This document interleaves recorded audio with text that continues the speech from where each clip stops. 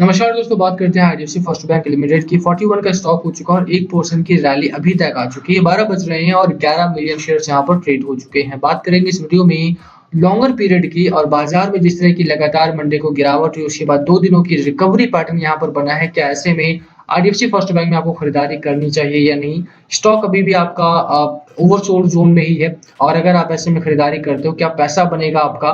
Stock में एक कुछ अच्छी खबरें यहाँ पर हैं या नहीं? अपडेट क्या है बाजार को लेकर के? वी वैद्यनाथन साहब का इंटरव्यू भी कल था, तो उसकी भी चर्चा यहाँ पर हम करेंगे। और आईडीएफसी फर्स्ट बैंक में लंबे समय के लिए 3 महीने 6 महीने के लिए क्या टारगेट आपको लेकर के चलना है, उसकी भी चर्चा होगी। चलिए शुरू करते हैं इस वीडियो को।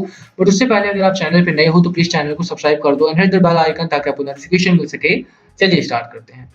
फर्स्ट ऑफ ऑल स्टॉक की जहां तक बात रही, एक सपोर्ट लेवल आपका अभी भी बना हुआ है 3940 के आसपास का।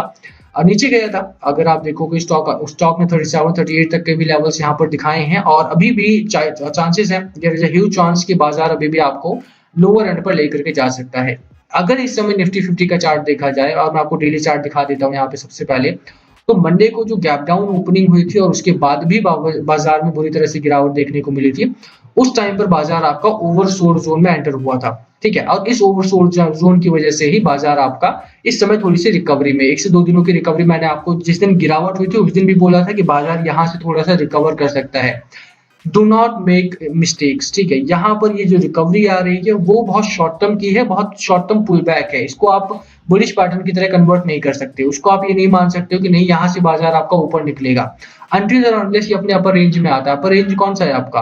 लेट मी शो यू कि वीकली पैटर्न पे अगर आप आ जाओ, आपका अपर रेंज है 16150 के ऊपर, यानी कि सेकंड हाफ में यहां से निकलता है अगर आपका बाजार और सेकंड रेंज में आता है, अपर रेंज में अगर एंटर करता है 17200 के लिए एंटर करता है, तो वहां से आप मान सकते हो कि ठीक है, बाजार में स्लाइट रिकवरी है, होप है यहाँ पे। बट इस पॉइंट ऑफ टाइम पर जब बाजार आपका बुरी तरह से गिरावट में है, एक स्मॉल सपोर्ट मेंटेन जरूर करेगा यहाँ पे, बट वो बुलिश पैटर्न का साइन नहीं है। इसको बुलिशनेस की तरह से नहीं लेना है। एंड इसीलिए इसी वजह से आईडीएफसी फर्स्ट बैंक में भी अगर आप खरीदारी करने उतर रहे हो, स्टॉक अभी भी आपका ओवरसोल्ड जोन में ही है। तो अगर आप ओवरसोल्ड जोन वाले स्टॉक को खरीदारी में रख रहे हो, तो इसका बिल्कुल भी ये मतलब नहीं है कि बाजार यहाँ से बहुत बड़ी रिकवरी करेगा, बहुत अच्छी तरह से चलेगा। खरीदारी करनी है या नहीं? बिल्कुल खरीदारी करनी है। स्टॉक बहुत तगड़ा है, इसमें कोई दो राय नहीं कि बाजार में अगर आप आईडीएफसी फर्स्ट बैंक को ले रहे हो, you are buying a copy of HDFC bank.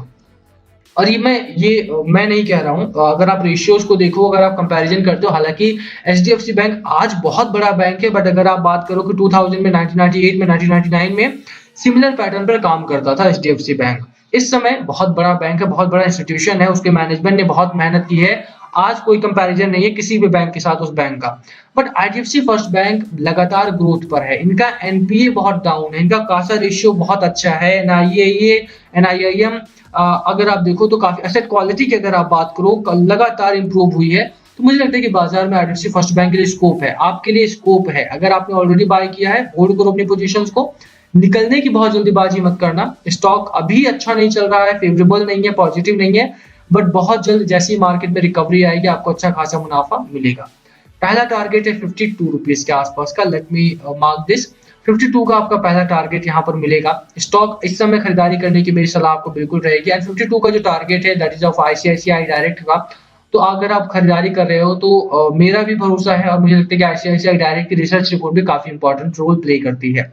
आप नीचे देखते हो आरएसआई आपका 35 पॉइंट्स का है, मैकडी आपका न्यूट्रल टू बुलिश पैटर्न में है। बाजार इस समय बहुत पॉजिटिव नहीं है, बट यस स्कोप है आपके सामने। लोअर एंड पे सपोर्ट लो आप 40 रुपीज के आसपास का, 52 का टारगेट लेकर के खरीदारी करो। स्टॉक फेवरेबल नहीं है, बट यस खरीदारी आपको करनी चाहिए। अगर आप लॉस में हो, एवरेज करने की मेरी सलाह आपको बिल्कुल भी नहीं रहेगी। ओवरबोर्ड नहीं जाना है। एवरेजिंग अगर आप करते भी हो तो 10% कैपिटल से ज्यादा किसी भी स्टॉक में निवेश नहीं करना है, ये बहुत ध्यान रखना है। ठीक है, खरीदारी करने की सलाह है। बाजार को लेकर के बहुत पैनिक नहीं करना है। वॉर टाइम खत्म नहीं हुआ है, ना ही तेलों का बाजार अभी नरम है। तेलों के दाम में भी लगातार तेजी है, $130 पर बैरल के आसपास ट्रेड कर रहा है बाजार आपका। तो बिल्कुल अगर आप खरीदारी करने उतर रहे हो, थोड़ा सा आपको सब्र करना पड़ेगा।